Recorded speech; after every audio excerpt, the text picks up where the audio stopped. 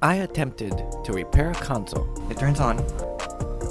Oh my, let's go! Not just any console, the legendary Nintendo GameCube. And I decided to document the whole journey, showing progress, issues I went through, and what was going through my mind. One problem though, I have zero console repair experience. But I'm not gonna let that stop me. I'm just out here vibing out, learning as I go, and figuring things out along the way. Before we move on to the repair part, let's revisit some games real quick. This game is a banger, one of my all-time favorite games on the GameCube. Come on, Resident Evil 4. A shout out to my parents though. They allowed me to play mature rated games and they bought me it. They didn't care. Oh, beautiful Joel. This game is super underrated. I love the art style, the gameplay. There's the mechanics of the ability that allows you to fast forward to increase your movement and attack speed, or going in with like super slow motion, which makes your attacks even stronger. If you haven't played this game yet, you have to try it. But when are they going to make Beautiful Joe 3 though? And lastly, Super Smash Bros. Melee. I'm pretty sure a lot of us grew up playing this one. It was that good. Some of my favorite memories were jamming out on this game with the neighborhood kids and my brother. It basically turned into a mini LAN party in my own living room. I even still have my original copy to this day. This is one of those games I'll always cherish because of the memories tied to it. So I'm curious, what games did you guys grow up with playing on this legendary console? Unfortunately, I don't have my original GameCube console anymore since it broke way back then. So how did this cube end up with me? I'm glad you asked. So shout out to my best friend, Jessica. She kept this exact GameCube since 2006. She was so sweet since she decided to offer this console over to me for free. The thing is, it's been sitting idle for so many years and no one knew if it still works. I took this opportunity to take this as a personal side quest to bring it back to life. Okay, I didn't get any footage of me first turning on the console as soon as I got home, but I'll explain what happened. When booting up the console, it was working for like a good 15 minutes. Like I was able to run Super Smash Bros. Melee. Then I decided to take a break and grab a bite to eat. So I shut off the console. When I came back and I hit the power button, black screen on my TV, but the orange light on the GameCube was still on. Another thing is, on the side of the console there's a small air vent. I could still feel the fan blowing, so I knew it was getting power. Yeah, it was kind of weird. So after doing some research, here's what's supposed to happen when you turn on a GameCube. I'm gonna walk through the main parts. First off, we got the power board. It's a part that takes power from the wall outlet and spreads it to the rest of the console. So if this isn't working properly, stuff like the disk drive or motherboard might not get enough juice. In my case, I noticed the fan was still spinning, so apparently some power is still going through, but everything else, apparently not. So I figured maybe the power board is the main source of where it's struggling. Next up, we got the middle layer, which is the motherboard. Basically, the GameCube's brain. It handles like everything important. It talks to the controller, the game, the memory card. If the motherboard's got corrosion, damage, or just tired from being alive since 2006, then it's gonna cause issues like back screens or some weird errors, I think. And finally, we got the laser disk drive. This is where it reads the actual game disc. If this part isn't getting enough power, or if the laser is misaligned or dirty, then the CD inside might not even spin at all, or even read your disc properly. So I know the laser disc is already working since when I first started up, it was able to read Super Smash Bros. Melee, and I was playing for a good like 15 minutes. So I know that for sure the laser disc is working, so that can't be the problem. Time to take apart the console. In order to remove the shell of the GameCube, there are 4 special screws that is attached to the bottom, but you need a special screwdriver called the Gamebit screwdriver, and this cost me around $6. I apologize for the poor quality on this part. My phone's battery was so low, so say hello to my potato Logitech webcam. Anyways, after removing the shell of the GameCube, at first glance you can see how rusty the system is. Absolute rusty, like that map in MW2. There are so many screws to look for when removing this laser disk drive. I'm gonna fast forward. So my first issue came with this disk drive. I thought I removed every screw, and after inspecting it for so long, I couldn't even find like why it's so stuck. And you can see me struggling to get it off. Like after for a good like 10 minutes, I noticed I missed 2 screws because they were rusted. Like they were like blending in with rust on these like 2 brackets right here. And I finally removed it. Okay, so next is the front controller port. Just a ribbon cable that needs to be removed. Next is the motherboard. Now, here's a part where another failure occurs.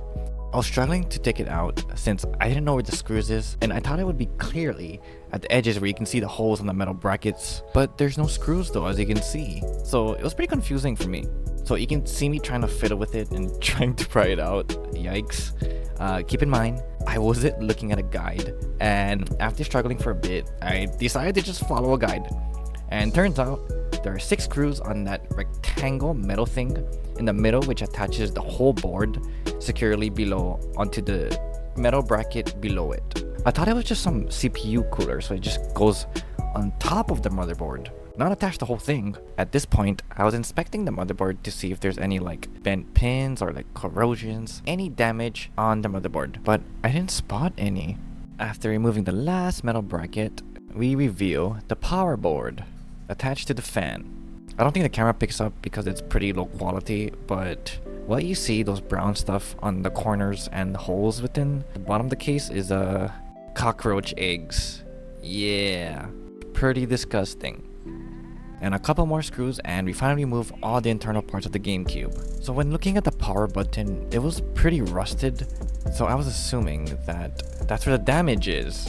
And the power board had some rust on it too, so I decided to just order in new parts, because these parts are from way back in 2006. So time for a replacement. So while we wait for the new parts to come in, I'm gonna clean the filth and cockroach eggs that's in the shells. Gross. So I decided to just hose it down with water to drain out all the cockroach eggs.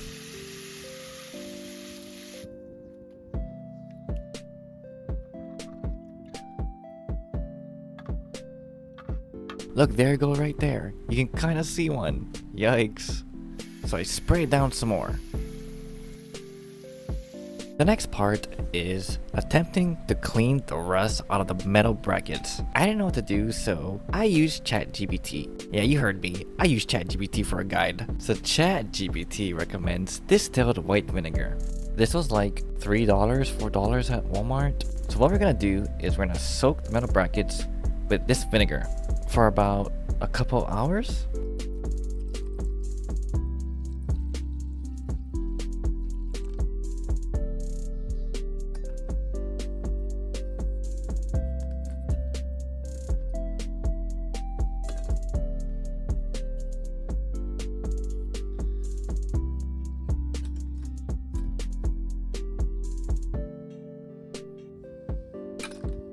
Man, look how bad the rust is on this metal plate.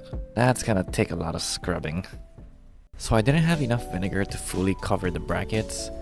So to solve this problem, my plan is to let the bottom ones soak first, and then a couple of hours later, I will flip it and switch it with the ones on the top, and they get a soaking too. Alright, so now it's a waiting game. But let's say hi to my dog real quick. Her name is Lady.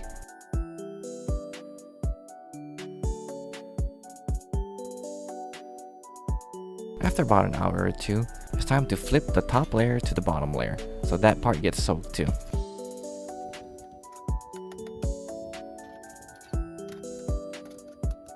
And for this part, I was checking if the rust was softening up. It wasn't coming off easily still, so time to let it soak for a couple more hours. It's not ready yet. After waiting for some more time, it's finally time for scrubbing. So first I tried using a toothbrush, but at this point the rust was still kind of stubborn and it was kind of hard to come off. Oh, and I was using plastic gloves. I wasn't digging at the time, but eventually the gloves started to melt. So yeah, don't use plastic gloves. I decided to go look for a wire spool sponge. I think that's what it's called. It's like a sponge made out of metal wires, which makes it easier to scrub things off from dishes, I guess. So the rust was actually coming off and it actually felt pretty satisfying to see. The only thing is you can see that there's rust stains on the metal. Oh, and of course I was scratching the metal brackets, but it didn't matter to me as long as the rust comes out. Guys, look how bad this metal bracket is. So I believe this one goes underneath the laser disk drive. Dang, I don't know how this one created so much rust. Luckily, the rust was coming out super easily, as you can see. I'm not sure how to remove or clear those rust damages, or is that stains? If you have any recommendations on removing or clearing those stains / damages, then please comment down below. The other alternative was to buy new metal brackets. They're listed on eBay and they're like $15, but I didn't want to spend more money. So I just wanted to work with what I got and see if I can just use what I already have. Plus, it's not fully broken, it's just dirty and rusted, so why fix something if it still works? It's just cosmetically dirty, you know? It works for me. You won't see it since it's the internal part within the system. I believe this metal plate took the longest to scrub since the rust on the edges, they were really stubborn. I was doing my best like to really scrub them, and I was trying to use like my toothbrush and the wire spool sponge at the same time, because at this point I noticed the gloves was like already deteriorating. Plus I believe it was ripping from scrubbing back and forth with the wire sponge, and it eventually just broke down. Plus I think vinegar is like kind of acidy, so it was really melting. At this point, the plastic gloves was really melted and my hands was really exposed, and I could feel the very acidy feeling burned on my skin. Yikes. I did wash my hands, don't worry, and got these old gloves that I found. Anyways, as for the smaller metal internal plates and brackets, these wasn't a pain, so it's just more scrubbing at this point. So after scrubbing the whole afternoon, pretty sure it took that long. Anyways, ChatGPT recommended to wash over the metal brackets with water to stop the vinegar from continuing to corrode the metal. It was recommended to mix water with a little baking soda to help neutralize the acid, but I didn't have baking soda, so I just rinsed it with water. And then lastly, I dried it out thoroughly by patting it with paper towel and along with airing them out. So I left it outside for it to dry, so there is no moisture left, because I believe rust can develop again due to moisture. So the last thing ChatGPT recommended is to spray a light coat of WD-40, which will help prevent future rust. But this was a fail for me, because as you can see, I'm pretty sure I was heavy coating it. This is gonna bite me in the butt later, because it took some time to fully wipe away the WD-40, because the metal brackets was very oily and greasy. I'm not sure what I was thinking when I was coating it. I guess I had a trigger finger. Anyways, I'm not afraid to show the failures and issues that I came across with, because I was just vibing out and documenting the journey. Plus, I want this video to be authentic and show you the whole process of what I went through. After that time-consuming process, here are the results. I'm pretty happy with it. So I think those dark discolored parts from the rust is permanent damage, so I'm not sure if there's a solution to fully clearing those, but as long as majority of the rust is out, then I'm fine. Also, for this part, which is the metal bracket for the disk drive, I noticed there was really stubborn rust still yet on the edges, and it didn't want to come out. So I just left it. I wasn't trying to be perfect. As for these small little screw holders, so this type of metal was aluminum, in which I asked ChatGPT because I noticed it's lost its original color, and when vinegar comes in contact with aluminum, aluminum will be discolored. So that's an unfortunate result. And again, how am I supposed to know this was aluminum in the first place? So this is just another cosmetically failure. On my next free day, I cleaned the top shelf of the GameCube now. Luckily, the top shelf didn't have any cockroach eggs and even a dead cockroach. So thank goodness I was just dealing with dust this time. A lot of the dust was in these little squares for these air vents on the side. So what I did for every square hole, I just jabbed back and forth with a Q-tip that was dipped in alcohol. There was a lot of tight areas and corners within this shell. So what I did was I just poured alcohol inside and did my best to just clean around with Q-tips, cotton swab, and wipe around the whole area with a paper towel. Clean everything and wipe everything down. And here's the result. Dust free, I hope. Oops.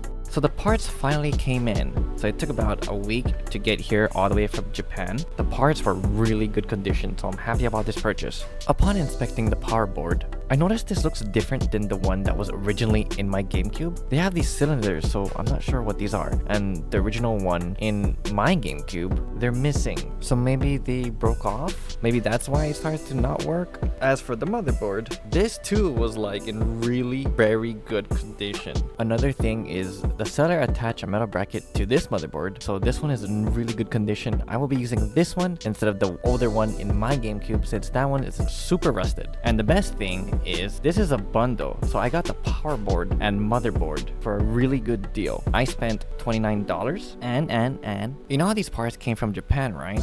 You would think that these parts is only for the GameCube that's made in Japan, in which it is region locked. But no, these internal parts are for the US version, so this only plays US games only. I believe the model number of this motherboard is DOL001, in which it has both digital AV and analog AV outputs. I don't know too much about technical stuff, but I know the other one is called DOL101, so I'm not sure the difference of those. As long as it plugs into my TV, I'm good. That's all that matters. Let's finally get into installing the parts and assembling it back together. You know, I honestly feel like putting stuff back together is harder than disassembling it. In this case, I forgot how to put it back together, so I was looking for the guide again. Plus, I was doing this on a new day. So first, let's put the power board in. You know how when you're taking something apart, it's recommended to separate the screws so you know which one goes where. And yeah, I didn't do that when I was disassembling. I just threw them all into a Ziploc bag. So when it came time to putting everything back together, I was scrambling, trying to figure out which screw goes into which part. Eventually, I did figure it out though. I was looking at guides and even screenshotting and zooming in on those pictures just to see what screws they were using. Yeah, definitely separate your screws when taking stuff apart. Amateur mistake by me. This little square metal bracket screw holder thing was not sitting incorrectly, which affected the top metal bracket for the motherboard. It didn't want to be flushed in and it was kind of loose. So I was fiddling it and come to find out it was bent a bit, so I managed to bend it back to its original state and shove that thing in there. So before I replaced the motherboard fully, like I said, I did want to test out the original motherboard that was in it first to see if it works. This is the easiest part I loved since it's so easy to install. It's just one ribbon cable, but remember to not overbend it. The laser disk drive was the longest to install. It wasn't hard, it was just really time consuming. This single clip was 15 minutes long, fast forwarded. Anyways, but the reason why is because you put the disk drive on the metal bracket and there's so many screws needed. I would say this is unnecessary because it's made to sit still and not move around, and for it to just be grounded within the system. It is finally time to test it. I'm gonna be testing the power, so I hope it doesn't explode. Please do not explode on me. Okay, it turns on. Oh my. Let's go! Yo! It turns on! Woo, let's go! There's something about fixing something with your own hands. I was getting a dopamine hit when I seen this console turned on. This is too amazing. But here's the problem though. It still didn't work. Okay, it works. Let's go! Okay, let's... Wait, what is this error though? Yeah, there's still an error. I don't know what it is, and I tried looking it up on Reddit, and here's what I found. So this Reddit user suggested it was something to do with the laser arm and old capacitors. I don't know what those are, but I know the laser disk drive works, so maybe the motherboard just needs replacement. So after this, I decided to just install the new motherboard and let's try again. I got bummed out, honestly, but I didn't let this stop me. After installing the new motherboard, it works. I gave it some time to see if the error message still pops up. Okay. Let's see if I get the error message. And looks like there's no error message. So at this point, I'm hoping this is gonna work now. And I decided to just test a game out. Let's test Super Smash Bros. See if it works. Let's go! Okay, it runs. It runs, guys. Let's go! It runs. Let's go. No way. Yes. Let's go, dude. It freaking runs. Let's go. We did it. So, okay, so it's not it's the motherboard and power board. Bro, it runs. Let's go. Yeah, I was pretty hyped up. I got all that dopamine hits going through all my body. It was such a good feeling. But we're not done yet. Let's finish reassembling and let's go play some games. The last remaining parts is the power button along with the fan. And for this one, it's easy. It's just, again, there's too many screws. Followed by the back shell and then lastly the top shell. Along with more screws to hold things down completely. Look, there's just like 6 screws on one side. And lastly, we gotta top it off with a top shell. And for the finale, we put back the special game bit screws along with these dust covers. And we're finally done. But wait, I realized I forgot something. So when I swapped out the motherboard, I didn't notice the memory card flaps were actually attached to the old board, but I already threw them away. Yeah, that's on me. I really thought the flaps were part of the front shell, you know, the controller port front, not the motherboard, and I wasn't paying attention. I was just vibing out and having fun and being in the present. So now the GameCube is fully working. It's just missing those little memory card flaps. But for me, it's not the end of the world. I can live without them. But if you're wondering, it's a $10 replacement to get them again. I'll eventually get it, but I can live without it. As long as my GameCube is working, it's all that matters. I'm not perfect. I'm here to learn. So here's some footage of me just jabbing on the GameCube. Let's go! Yes, it works. No way. Does the memory card read? Yes! Woo! 2011. Oh my. Oh, my save files are from like back then. 2001. 2011. Dang, bro.